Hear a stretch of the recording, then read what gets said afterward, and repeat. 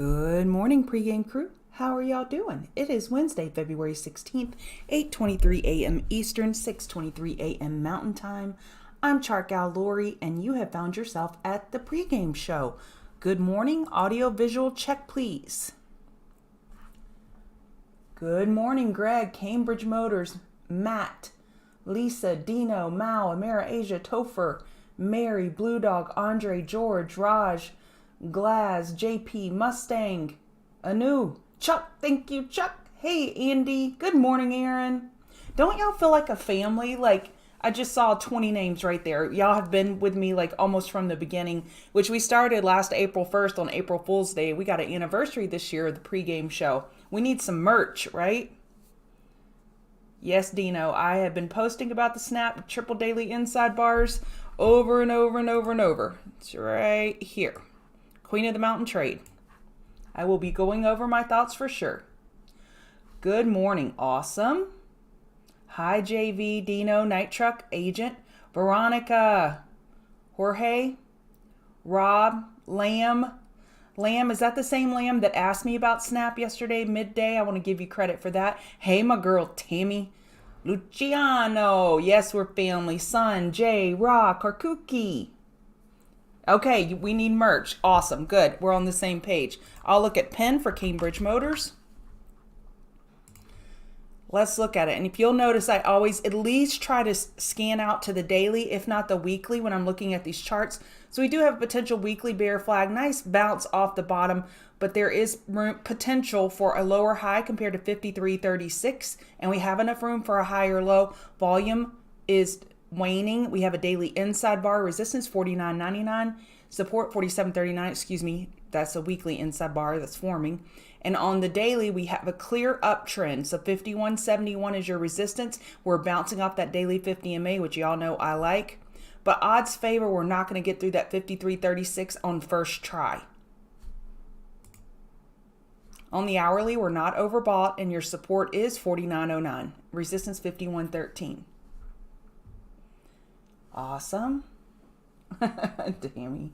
It was you, Liam. I thought that was you. My memory's not completely leaving me. Hey, Matthew Burrows. Okay, I want to go back and see if I missed any request.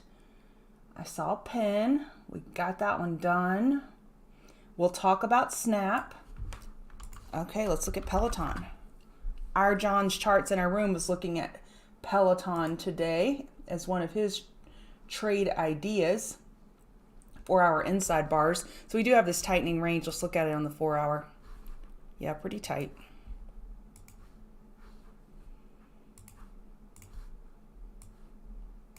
So we have pulled back to the 50% retrace on that earnings bounce and on that takeover.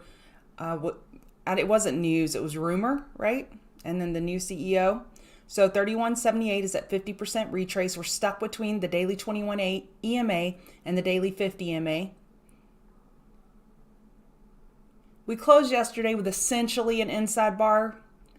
We broke it by 23 cents, but that does not a bear break make. So on the hourly, your resistance 33.49, 33.65, and you have support at 32.72. As close of an entry to 32.72 makes sense for me trying to nail this daily higher low, and I would be cognizant or hyper aware of a potential daily lower high on deck on any bounce. Yeah, hit the like button, hit the subscribe button, hit that notify button, please. Would appreciate it. Yeah, I'll look at miners. Hey, Bobby. Hey, Amaka Joe. Okay, GDX just double topped here at 33.19, 33.16 at the daily 200 MA. And we have a PDF that's almost ready to go on my chart setup. Just explains a little more detail because it's literally the question I get the most, and I'll be able to drop it in the comments and you can just click the link to get my chart set up. We have enough room for a daily higher low compared to 30.55.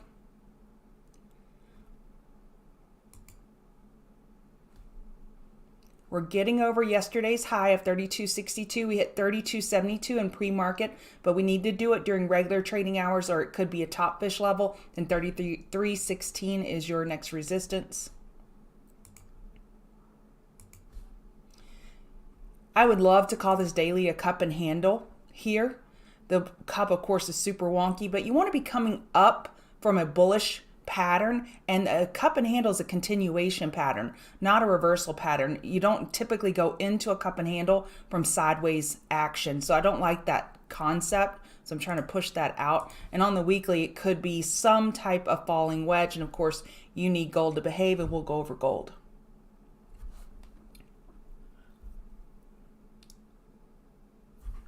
Okay. Shop had earnings. We're breaking that weekly inside bar. We're just now testing that support of 835. Man, we're right there. So below 835.01 is 832, your next support. We are oversold on the 15-minute, but oversold doesn't matter as much when it's an earnings reaction. It's my understanding they had some type of miss. Resistance 930.40, 965, 832 must hold on shop for the crazy aggressive bottom fishers. Do I have Amazon on my list? Yeah, I have Amazon on my list. One more, and then we'll go to the indices and get started. So we have to watch Bitcoin for MSTR. So when I go over Bitcoin, we'll need to link that analysis back here. We have established a daily higher low at 405. We're 60, but that's what percentage? I can't do that math this early in the morning. We're 5.5% away from the daily higher high, so we may EQ out here. It'll be heavily dependent on the market and Bitcoin. So odds favor something like this. We had this higher high, low, lower high, and we have enough room for a higher low. And some type of tightening pattern is what I would envision. But if you want to keep it simple, break it down 1 hour at a time. 424.50, yesterday's low, needs to hold, or more consolidations on the way. And your high, 438.28. I don't know if Facebook got news. I did see some volatility this morning. I did not see the news. Okay, they sold crypto unit to a bank. So they sold some part of their crypto unit to a bank, and that's why Facebook is pulling back. I will definitely be going over ESNQ. I go over it every morning. Good morning.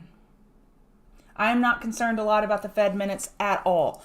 So Fed minutes, remember, this is just telling us in writing what they already told us. I used to have a boss that said when we wrote letters to physicians, tell them what you're going to tell them, and then tell them what you just told them. So with FOMC minutes, we have the meeting is released. They tell us what the verdict is. They tell us what they're going to tell us. Then Powell comes out 30 minutes later, and then he tells us, and then this is telling us what they already told us. So I know that's super confusing and redundant, but I think the redundancy is super important to convey here. We already know what they said a couple weeks ago. We know. We all lived through it. So it's typically not that important.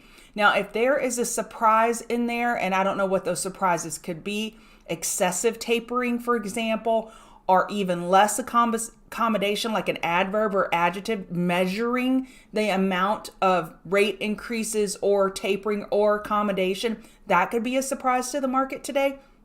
And that's at 2 p.m. Pacific time. But that typically doesn't happen. You may have a knee-jerk reaction. People are fearful, and then the algos turn on and say, oh, we're supposed to be scared right now. And then it quickly comes right back into balance. So that's what I normally see on a FOMC minutes day. Probably not very statistically significant, what I told you, measurable, but overall it kind of explains what's going on. My boss was not a veteran, no. She was a Rhodes Scholar. And she was the smartest person I ever worked for. She was slightly crazy, but aren't the really, really smart people, doesn't that happen often where their brain is just so complex, like a beautiful mind, that they're not emotionally stable? I don't know. Okay, I'm going to sip my Starbucks right now, and then I'm going to hit the let's rip button. All right, this is the pregame show. It is Wednesday, February 16th, 8:32 a.m. This is Chart Gal Lori, and I'm part of the Chart Guys community. And what we do is teach technical analysis. No, I don't get up at 3 a.m. every day for my health and prepare 3.5 hours for this pregame show and give it away for free. because I love y'all. I do love y'all and I do want to help, but our goal is to promote our chart guys, our community. That's where the real meat and potatoes of technical analysis happens. But what I do here Monday through Friday is I go over indices, commodities, cryptos, movers, and shakers of the day. So if you could do me a favor and follow me on Twitter, Chart Gal Lori, I'd appreciate it. Hit that like button, hit that subscribe button, and let's get started with indices. Then we'll go crypto, commodities, movers, and shakers of the day. So what we're looking for is a daily lower high compared to 4585. I prefer the 12-hour. It's a little more clear for me so I can really see. This wasn't a pivot, but it is a resistance level. And I like seeing that 12-hour 21 EMA right overhead. And we have this inside bar, this tightening range.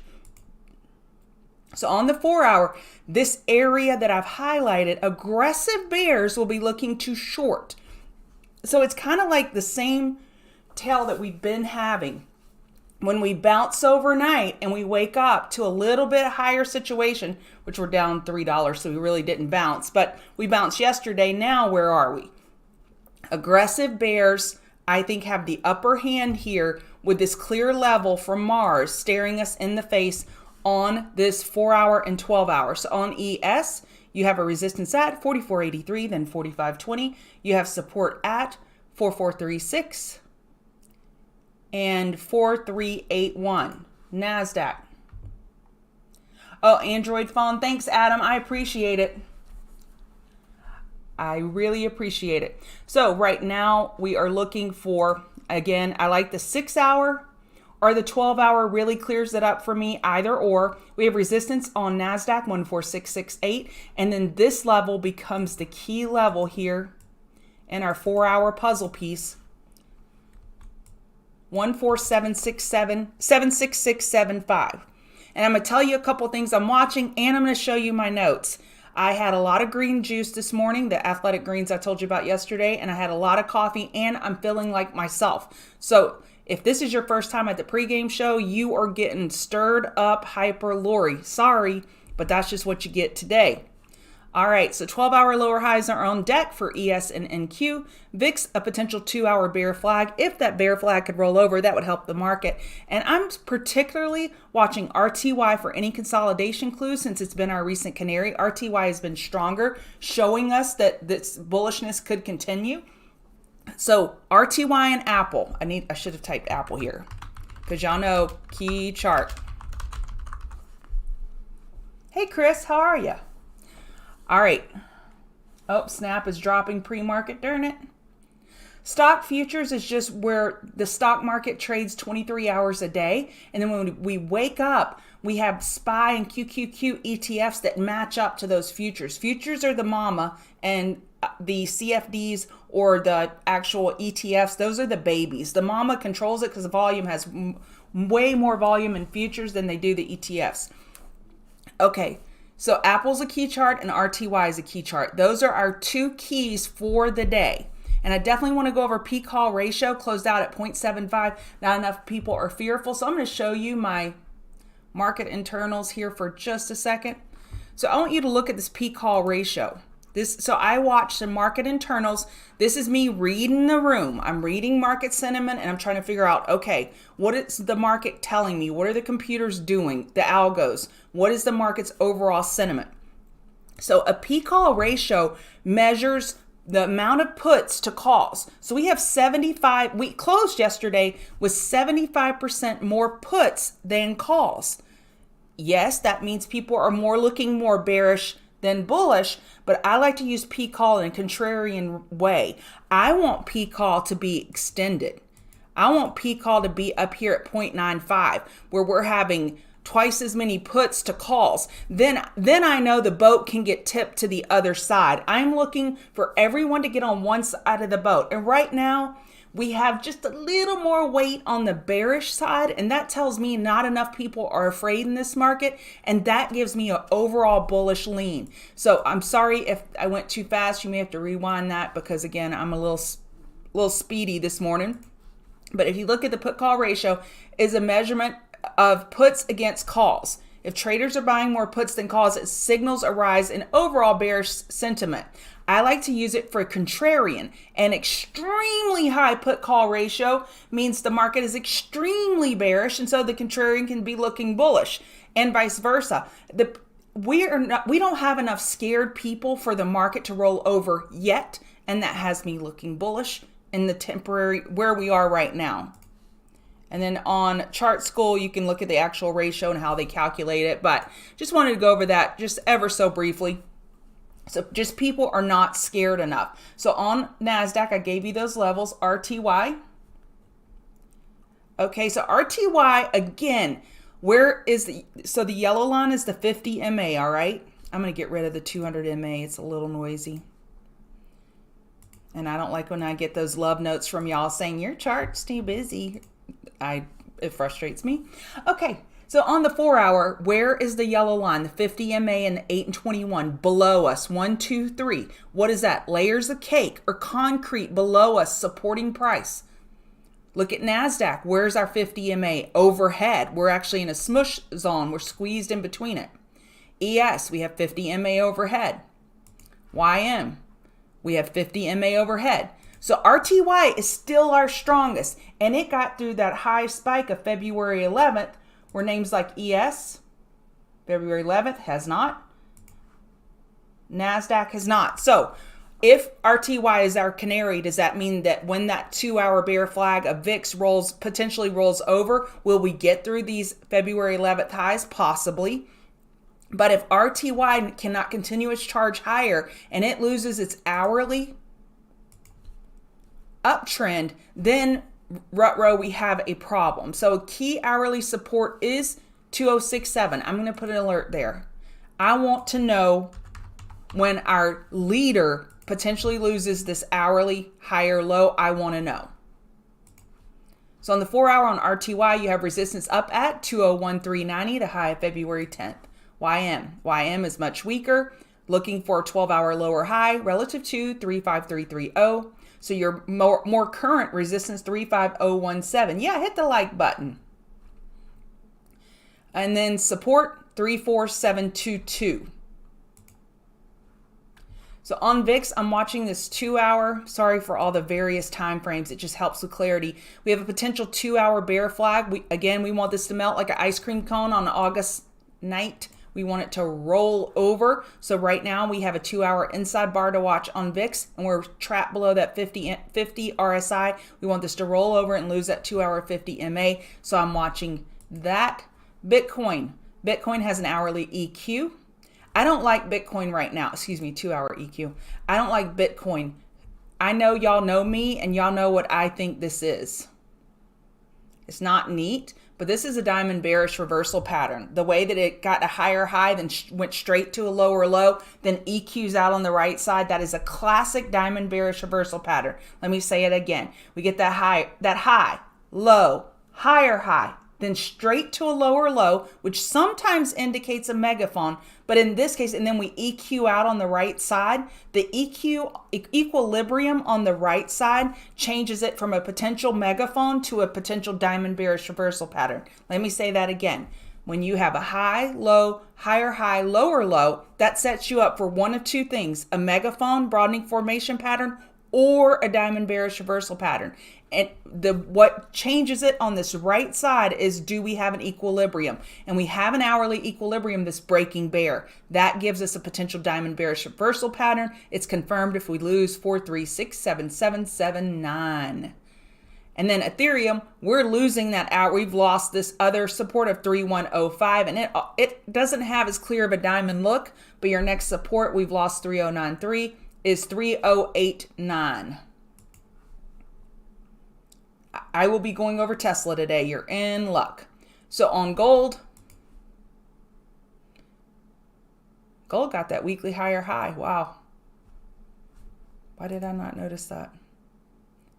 So we had a large range yesterday. We may stay within that range for a while. Resistance 1861, 1881. Support 1851 and 1845. Gold has lost my interest because we've been tightening for so long, which usually that's the times you should be watching it. but this 2-week pattern has just been super tight. I would call that a double top by $2. So we've been tightening since Jesus was a baby for a year, January 21. That's a long time. So it just kind of lulls me to sleep after a while.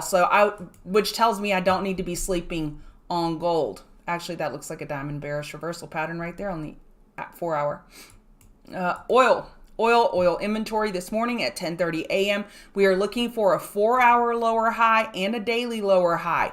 So a potential, not necessarily, but on any spike up in this $95 area, let me go set an alert. It could be a short on oil inventory. So this will be on my watch list today. Nat gas, super bullish.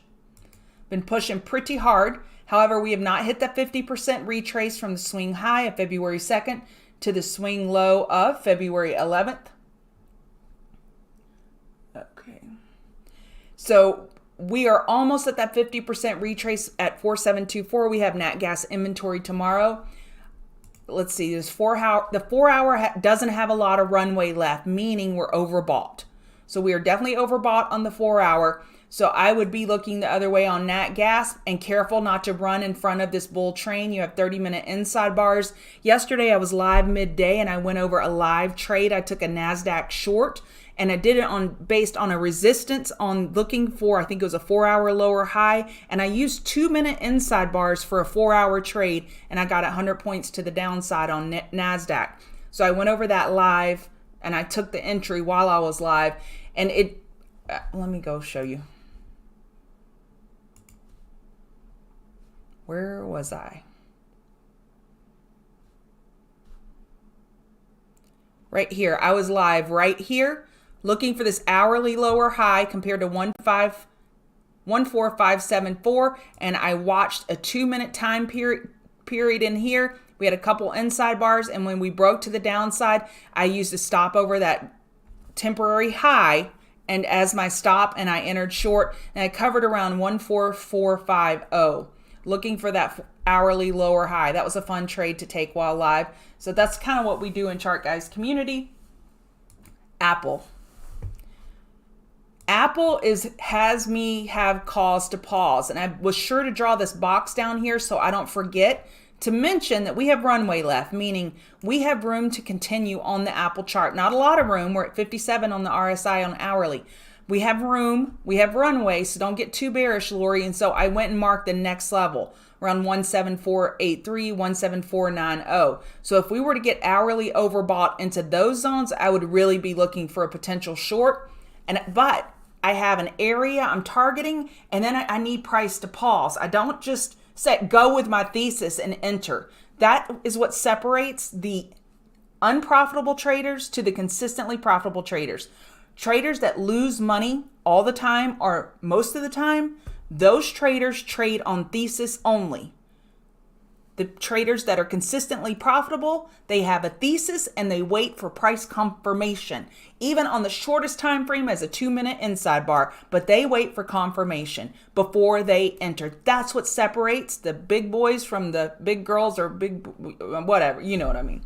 So it looks like we got an hourly rising wedge going into that resistance on Apple. Super important. If Apple pauses here and loses 17188, we could have a little more consolidation on the way. But again, I'm not seeing anything that's super bearish unless there is a big old surprise in those minutes.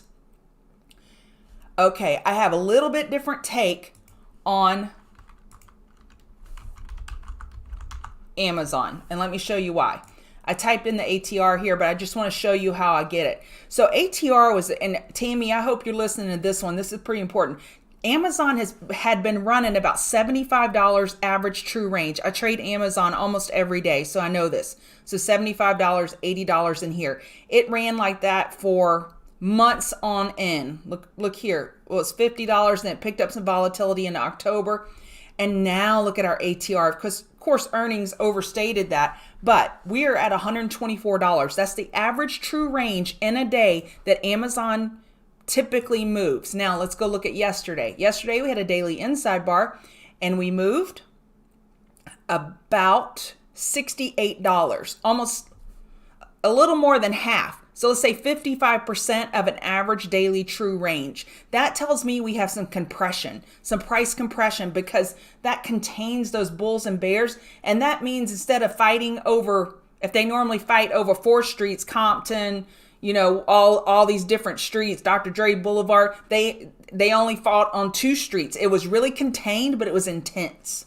And if you caught that analogy, God bless you, because even I don't understand myself on that one. So what I'm looking for is to buy the dip, and I want range expansion. I'm looking now to get in and position myself on Amazon in line with the market to go get that next $124 day. Does that make sense? So because we were so contained yesterday, now I want my $124 move. That's 5-figure day. If you capture at least $100 move, that's 5 figures plus. So that's what I'm looking for in Amazon, and I will have to use market sentiment. I will be watching Apple and NASDAQ to help me figure out where to position myself within Amazon to capture this daily inside bar potential break. And it may not break today. If it doesn't break today, even better, get even tighter, and let's break tomorrow.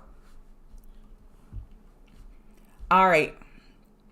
Bank of America. Bank of America is getting really tight. I like a top fish of either 48.05 or 48.12 on Bank of America.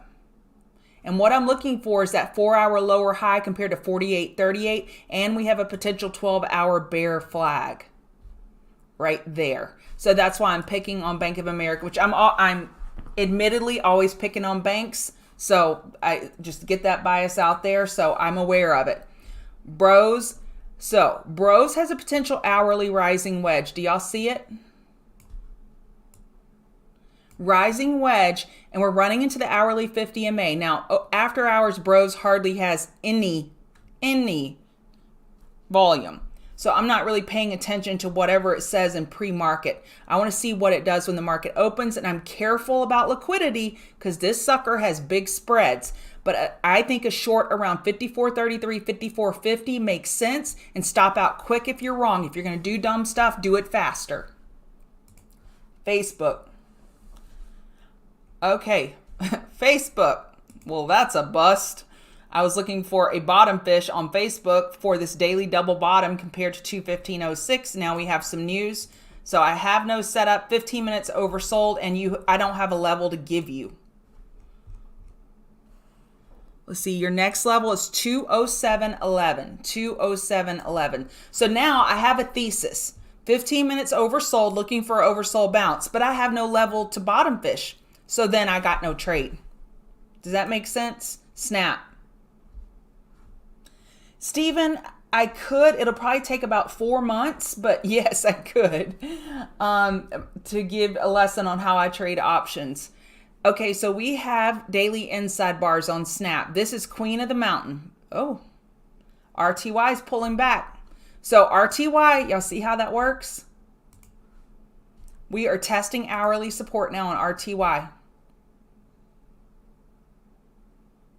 And we're losing it right here. So now RTY was the canary up and out of this bearish mess. Now is RTY going to be the canary to the downside? I say yes. So I'm looking bearishly initially today.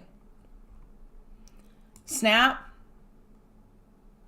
Okay, why is Snap? Was Snap involved with that Facebook news? Well, shoot. You've done busted my trade setup. So I was looking for this, either a bottom fish or a top fish. I didn't have, my opinion was actually to the downside because it has that offering, $1.2 billion offering that it announced back here. And I've been picking on Snap a lot. So I still like it for a top fish on any bounce, but I can't short it with RSI at 11. Now, if it's really, really, really bad news, the RSI doesn't even matter. But I would look to bounce any bear flags on Snap today within reason, and you have to have a level. Tesla, I like a top fish. Now, you can't roll over too. Y'all got to wait. Wait 38 more minutes. Hold your horses.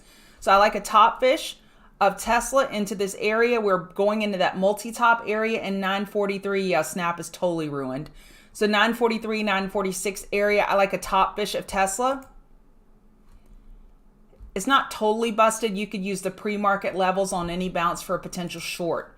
UPST. So my play on UPST today is I was going to trade it like I traded Amazon. Used the low of yesterday, the high of the earnings reaction, and then bottom fish a bull flag around 130. Well, we're there already, but I can still wait. So if y'all remember what did Amazon do? It did it's actually a 15 second, but a falling wedge right into that 0.382. So I'm looking for some type of pattern, bullish pattern into that bull flag area around 40% and then bottom fish that. UPST should have great volatility today if you are a day trader. So Dan goes live in 7 minutes in our room. So I just went over all of those setups. That's it typed out.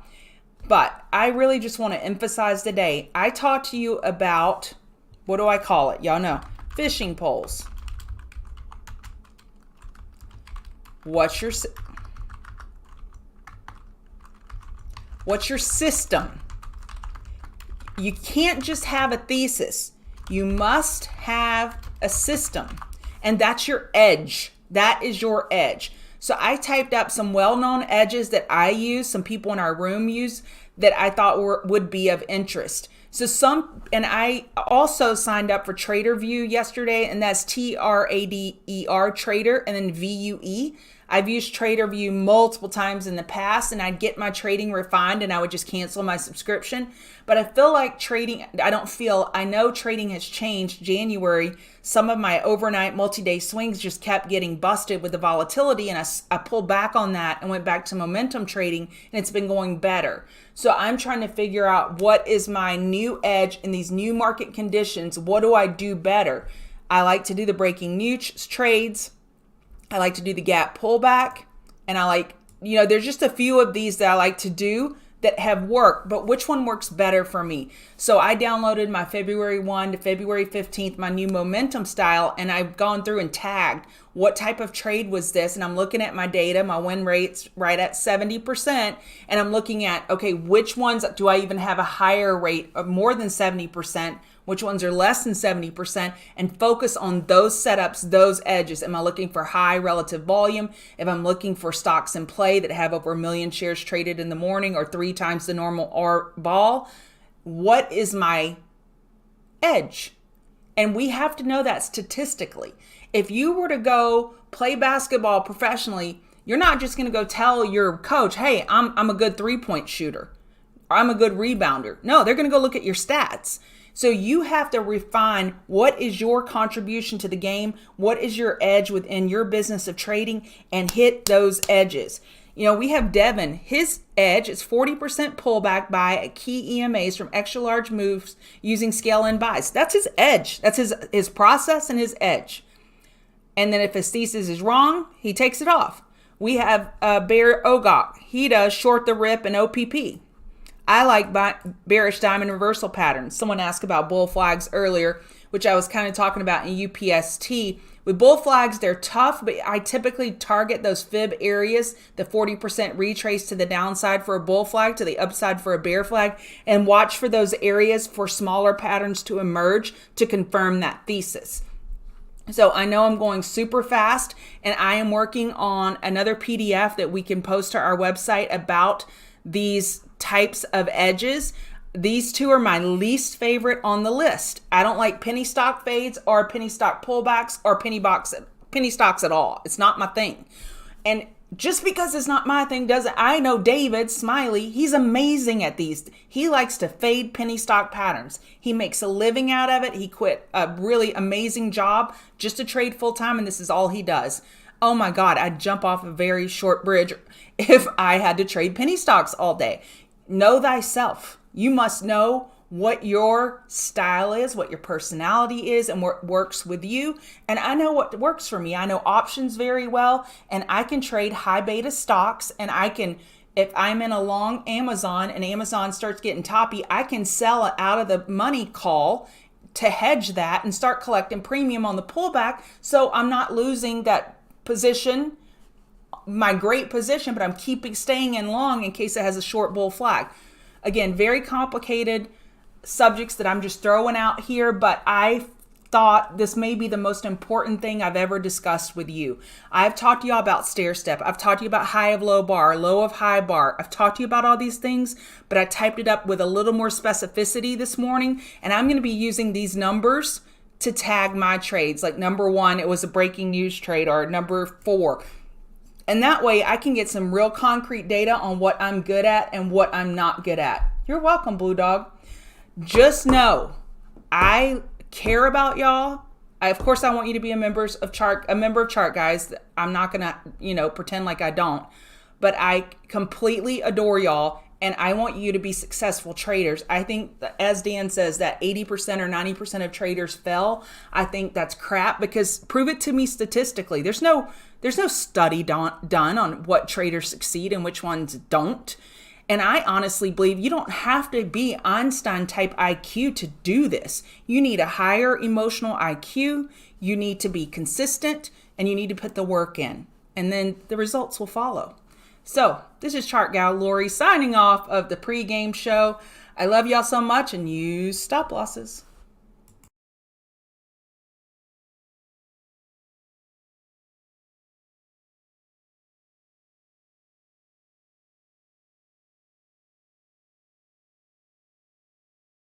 Hit the like button too.